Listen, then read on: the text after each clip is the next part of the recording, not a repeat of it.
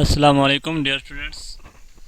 आज के लेक्चर में हम बात करते हैं चैप्टर 3 के न्यूमेरिकल प्रॉब्लम की सॉल्यूशंस, जिसमें हम वन बाय वन इसको डिस्कस करेंगे। तो फर्स्ट क्वेश्चन जो हमारा है, अगर मैं इसमें यह है 3.1। कहते हैं simple harmonic oscillator consist of a 100 gram mass attach spring whose force constant यानी k is equal to 10⁴ dyne per centimeter. The mass is displaced by 3 centimeter and released from rest. Calculate the natural frequencies and the time periods, the total energy and the maximum speed.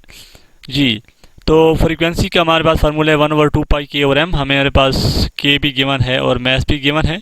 Mess हमारे पास ग्राम में given है, तो हमें, और ये जो fourth constant है ये डाइन ओवर सेंटीमीटर है, तो हमें इस 100 जो ग्राम है इसको किसी और यूनिट में कन्वर्ट करने की ज़रूरत नहीं है। तो ये हमारे पास, अगर आप जस्ट आप एक्सप्रेशन में वैल्यू पुट करके के की वैल्यूज़ और मैस की वैल्यूज़, तो आपके पास ये फ्रीक्वेंसी का एक्सप्रेशन आ जाएगा, जो कि हमें नेचुरल फ्रीक्वेंसी चाहिए। एंड टाइम पीरियड, क्योंकि फ्रीक्वेंसी और टाइम पीरियड एक दूसरे के रेसिप्रोकल होते हैं, तो वहाँ से आप इसका रेसिप्रोकल लेंगे तो आपके पास टाइम पीरियड आ जाएगा। तो time is equal to this. फिर कहते हैं the total energies. Total energy अगर हमें डिस्प्लेसमेंट गिवन हो और स्प्रिंग कांस्टेंट गिवन हो, तो हमारे पास टोटल एनर्जी का एक्सप्रेशन है के ए स्क्वायर ओवर 2।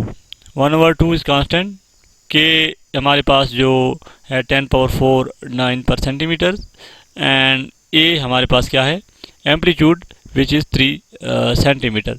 तो यहाँ से आप देखेंगे तो हमारे पास इसका जो यूनिट बनेगा वो बनेगा अर्ग, विच इज़ 10 पावर समटाइम -7 जॉल की इक्वल होता है। अगर लेकिन जो हमारे पास इसका जो यूनिट बनेगा वो क्या बनेगा, अर्ग, which is the unit of energy. इसके बाद है कि द मैक्सिमम स्पीड। हमारे पास एनर्जी गिवन है, और एनर्जी का फार्मूला हमारे पास, अगर वेलोसिटी की फॉर्मेशन में टर्म में लेके, तो एनर्जी का फार्मूला होता है 1/2 mv² maximum is equal to energy. तो एनर्जी की इक्वल हम लिखेंगे, और यहाँ से आप क्या करेंगे, इसको एनर्जी, यहाँ से वेलोसिटी आप फाइंड कर सकते हैं, क्योंकि हमें मैक्सिमम स्पीड चाहिए। तो मैस भी आपको गिवन है, 2 कांस्टेंट है, v आप यहाँ से फाइंड कर सकते हैं। तो यहाँ से हमें total speed of the particle maximum मिल जाएगी। इसके बाद 3.2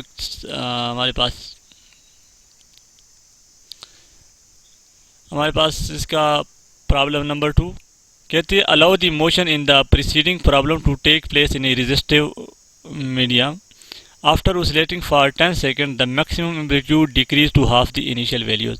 कि हमारे पास कहता है कि 10 सेकेंड के लिए हमने इसको ओसिलेट करने दिया, जो हमारे पास सिंपल हार्मोनिक ओसिलेटर था, तो इसका टाइम 10 सेकेंड में एम्पलीट्यूड हाफ डिक्रीज हुआ। तो calculate the damping parameter beta, the frequency 1, यानी जो हमारे पास डैम्प्ड फ्रीक्वेंसी आई है, यही बात है, फ्रीक्वेंसी जो जब डैम्पिंग हुई तो नेचुरल फ्रीक्वेंसी से जिसकी फ्रीक्वेंसी में कुछ फ़र्क पड़ गया, वो डैम्प्ड फ्रीक्वेंसी हमने फाइंड करनी। And decrement of the motion, जो डिक्रीमेंट हमने कंजक्टिव हमारे पास टाइम इंटरवल में जो एम्पलीट्यूड का जो रेशो थी, वो हमारे पास क्या था, डेक्रीमेंट, लॉगरिथमिक डेक्रीमेंट्स की टर्म हमने इसके लिए यूज़ की थी, वो चीज़ हमने इसमें फाइंड करनी है जी।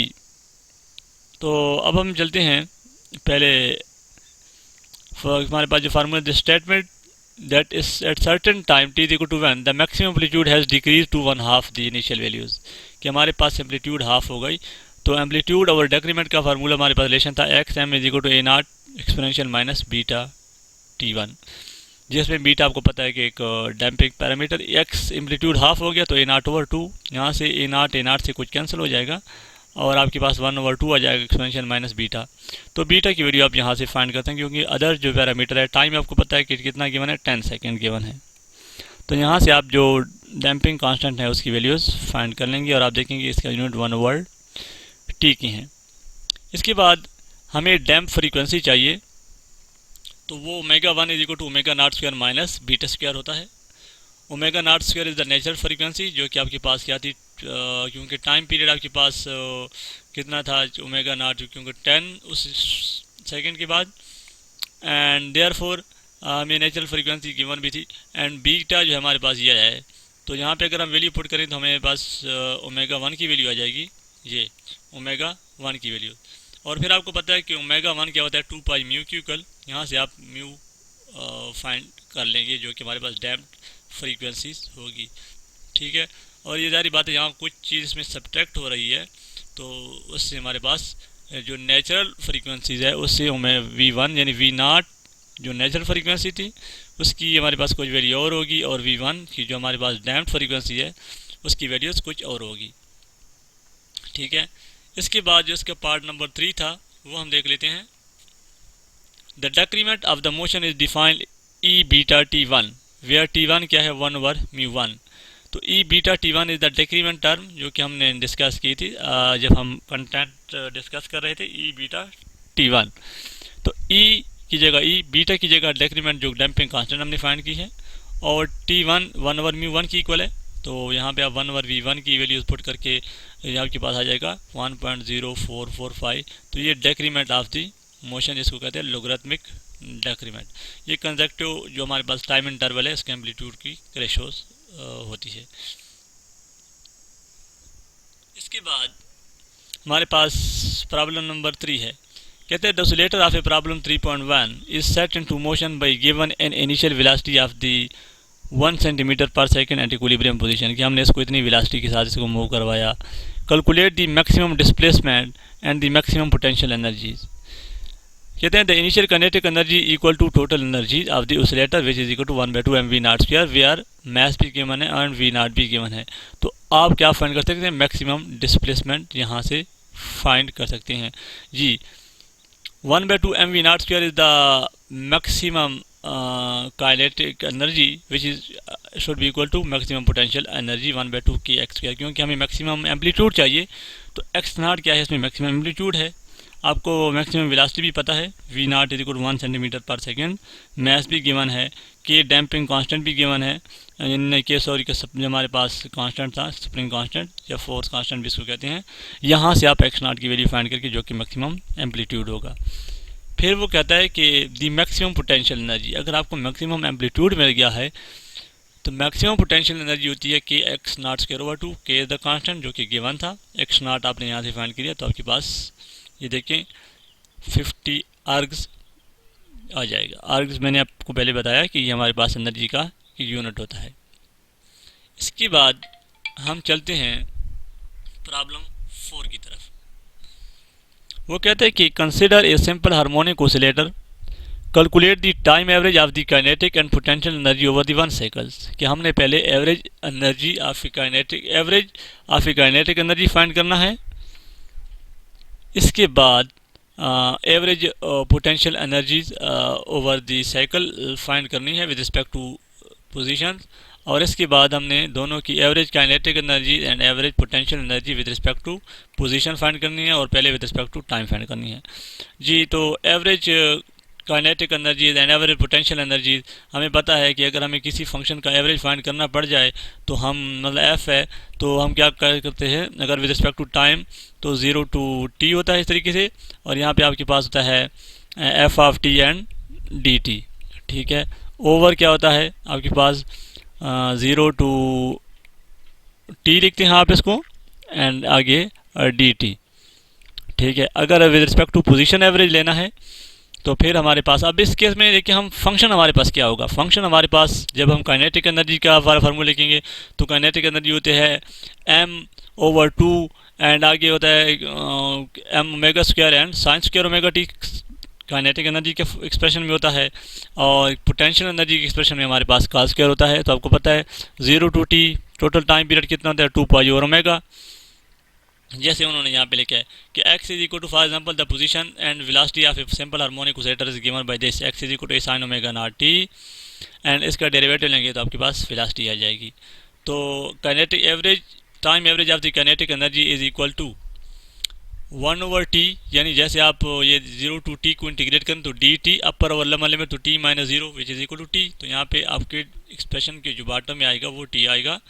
और दूसरा अब वो कहता है कि t से लेके t प्लस टाइम और 1/2 mv यानी x डॉट का स्क्वायर का मतलब है वेलोसिटी का स्क्वायर इनटू t।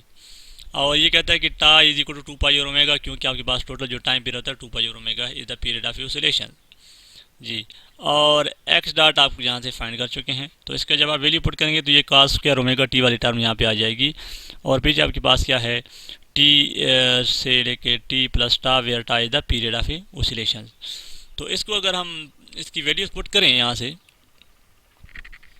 तो ये बन जाएगा 1/2 टा एम ए स्क्वायर ओमेगा नॉट स्क्वायर, क्योंकि कांस्टेंट को हम बाहर लिख सकते हैं, और आगे limits cos square omega t. तो अपर और लोअर लिमिट्स, अब ये देखिए कास स्क्वायर का अगर आप ओवर द पीरियड एवरेज ले लेंगे तो आपके पास क्या आ जाएगा, यहाँ से 1/2 यानी टी ओवर 2 आ जाएगा।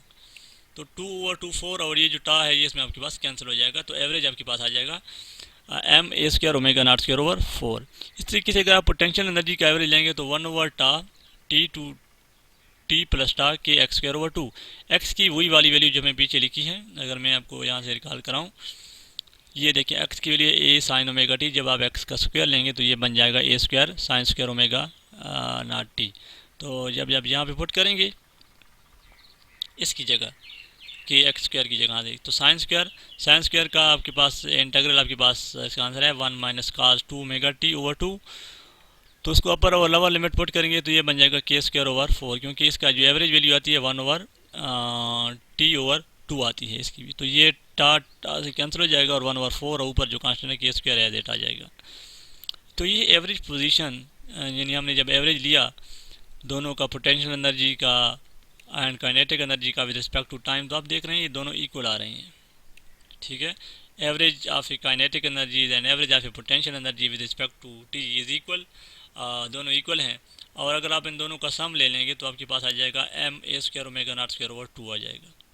ठीक है, लेकिन जब यही एवरेज हम लेते हैं, अगर मैं इसको यहाँ से थोड़ा बहुत जूम आउट करूँ ताकि हम फाइंड कर लें average with respect to position, तो ये दोनों इक्वल नहीं आते। ये उन दोनों ने एवरेज काइनेटिक एनर्जी और पोटेंशियल एनर्जी को इक्वल किया है, equal to E over T के टोटल एनर्जी की हाफ की इक्वल आती है।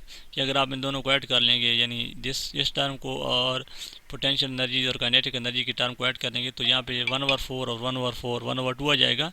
तो यहाँ पे टोटल एनर्जी की हाफ की इक्वल हो जाती है एवरेज एनर्जी की। तो हम अब पोजीशन के हिसाब से स्पेस एवरेज लेते हैं। स्पेस एवरेज हमारे पास क्या होगा, क्योंकि आपको पता है कि स्पेस एवरेज हमारे पास टोटल 0 से एम्पलीट्यूड क्या होता है ए, और यहाँ पे आपके पास फंक्शन होगा जिसका आप लेंगे F of x and D x होगा, और फ्रैक्शन की बॉटम में आपके पास 0 टू ए एंड क्या होगा डी एक्स होगा इस तरीके से। तो अब डी एक्स क्योंकि 0 टू ए इंटीग्रेट करें तो एक्स अपर और लम्बा है, तो यहाँ पे आपके पास आ जाएगा ए, और 0 to A M X dot का स्क्वायर जो कि काइनेटिक एनर्जी की एक्सप्रेशन में आता है ओवर 2। तो यहाँ से जब आप वैल्यू पुट करेंगे तो ये आपके पास आ जाएगा एम एक्स डॉट का आप क्योंकि वेलोसिटी का जो हमारे पास डिस्प्लेसमेंट है उसका डेरिवेटिव आप पुट करेंगे तो ये आपके पास आ जाएगा X dot will be equal to omega naught square A square cos square omega T, and इसमें आप इसको लिख सकते हैं 1 minus sine square omega T, और ये ओमेगा नॉट स्क्वायर अगर आप बाहर ले लें तो ये आपके पास ए स्क्वायर माइनस एक्स स्क्वायर आ जाएगा। ठीक है, यहाँ पे पोजीशन के आपके पास एवरेज आएगा 1/a 0 टू ए के एक्स स्क्वायर ओवर 2। वही एक्सप्रेशन जस्ट मैंने पोटेंशियल एनर्जी का फार्मूले के लिए हम लिखेंगे के एक्स स्क्वायर, और काइनेटिक एनर्जी का जब हम एवरेज लेंगे तो जाहिर बात है यहाँ पे 1/2 एम वी स्क्वायर होता है, तो वी को हम एक्स डॉट लिखते हैं एक्स डॉट। अब यहाँ पे एक्स डॉट का एक्सप्रेशन हमारे पास मौजूद है, एक्स डॉट का स्क्वायर ये आए, और एक्स स्क्वायर की भी एक्सप्रेशन हमारे पास मौजूद है, वो ये मैंने प्रीवियस लिखी है, तो इसलिए मैं यहाँ पे दोबारा इसको रिकॉल नहीं कर रहा। ये एक्स की वैल्यू ये है और एक्स डॉट की वैल्यू ये है, तो हम यहाँ से एक्स स्क्वायर की वैल्यू निकाल सकते हैं और एक्स डॉट की स्क्वायर की वैल्यू भी निकाल सकते हैं। तो ये वैल्यूज़ हमने यहाँ पे यूज़ की हैं इस जगह पे। जब पोटेंशियल एनर्जी का लेंगे तो के एक्स स्क्वायर ओवर 2 ओवर ये जो एक्सप्रेशन अगर आप देखें यहाँ पे ये 0 टू ए डी एक्स, तो ये ए तो इस वजह से आया जाएगा ए, ये मैंने ए इसलिए नीचे लिखा है, और 0 to A F of X की जगह हमारे पास जो फंक्शन होगा जिसका हम एवरेज ले रहे होंगे एक्स डॉट की वैल्यू हमारे पास क्या है ए स्क्वायर माइनस एक्स स्क्वायर, तो यहाँ पे पुट करेंगे ये एक्सप्रेशन उन्होंने यहाँ पे लिखा है ये। ठीक है, और पोटेंशियल एनर्जी की जगह आप एक्स लिखेंगे तो एक्स क्या आपको पता है एक्स स्क्वायर और उसका एक्स क्यूब ओवर 3, तो अपर लिमिट ए क्यूब ओवर 3 आ जाएगा, और 3 to 6 ये, तो ये आ जाएगा M omega square A square over 6। इस तरीके से अगर आप पोजीशन के लिहाज से यहाँ से एक्स डॉट स्क्वायर की वैल्यू पुट करेंगे ये वाली, यानी ये वाली वैल्यूज़ आप कहाँ पे पुट करेंगे इधर पुट करेंगे और इसको इंटीग्रेट करेंगे तो ये आपके पास आंसर आ जाएगा a square A cube minus A cube over 3। तो ये देखें 2 कुछ कैंसिल हो जाएगा, 2 3 1/3 आ जाएगा, 1/3 टाइम और यहाँ पे 1/6 आ रहा है। तो जब आप एवरेज ले रहे हैं विद रिस्पेक्ट टू पोजीशन तो दोनों की एवरेज काइनेटिक एनर्जी और एवरेज पोटेंशियल एनर्जी इक्वल नहीं आ रही। ठीक है, average of kinetic energy is equal to 2 time of average potential energies. क्योंकि अगर आप दोनों का कर्व ले लें, जो ग्राफ आपके पास बनता है with respect to time period U of X का एंड टी ऑफ एक्स के ग्राफ, तो जो एरिया अंडर कर्व आता है यानी हमारे पास काइनेटिक एनर्जी की एक्सप्रेशन और एक्स के बीच में जो एरिया आता है वो, और पोटेंशियल एनर्जी के जो ग्राफ है और एक्स के जो एरिया है यानी यू ऑफ एक्स, और इस दूसरी तरह आप एक्स को प्लाट करें तो इसके अंडर एक एरिया आता है। इस तरीके से आप टी ऑफ एक्स और एक्स को प्लाट करेंगे तो आपके पास इसके अंदर एक एरिया आएगा। तो पोजीशन के हिसाब से दोनों का एरिया इक्वल नहीं आता। कहता है area between T of x and the x axis is just twice the between you of x and the x axis. इसकी वजह से दोनों का एवरेज इक्वल नहीं आता। लेकिन जब आप टाइम के लिहाज से देखते हैं तो दोनों का एरिया अंडर कर्व सेम आता है, इसकी वजह से ये दोनों का डिफरेंस राइज हो रहा है। तो इसके बाद हम मज़ीद प्रॉब्लम नेक्स्ट लेक्चर में डिस्कस करेंगे।